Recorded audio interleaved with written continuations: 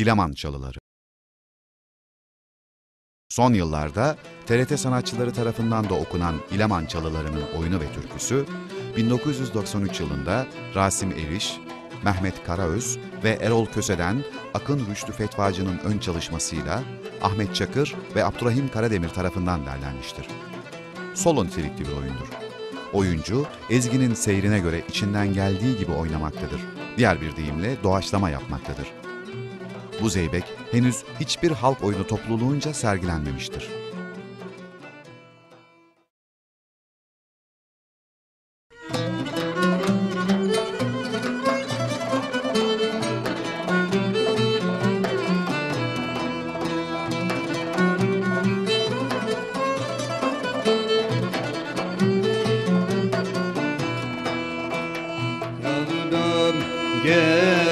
Gezer oldum amandan Ayşem, okuyup yazar oldum.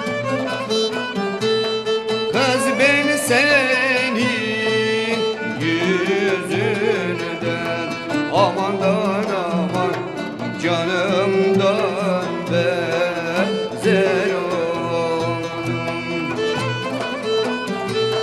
Yar ben senin yüzünden amandan aman kurudum gazel oldum.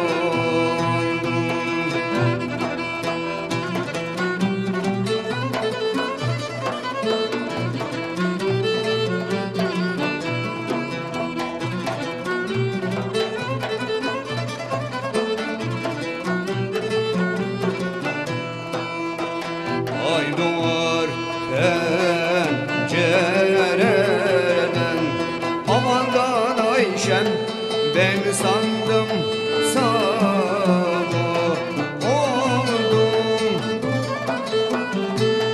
Açtım baktım yorganım amandan aman yar koynumdan kayboldu.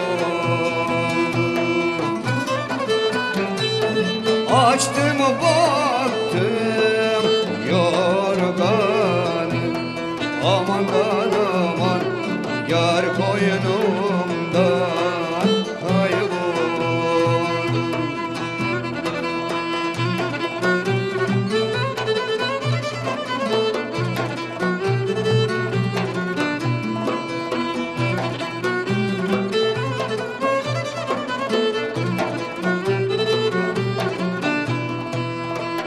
İleman Çalılarım amandan Ayşem, yol ettim yarım.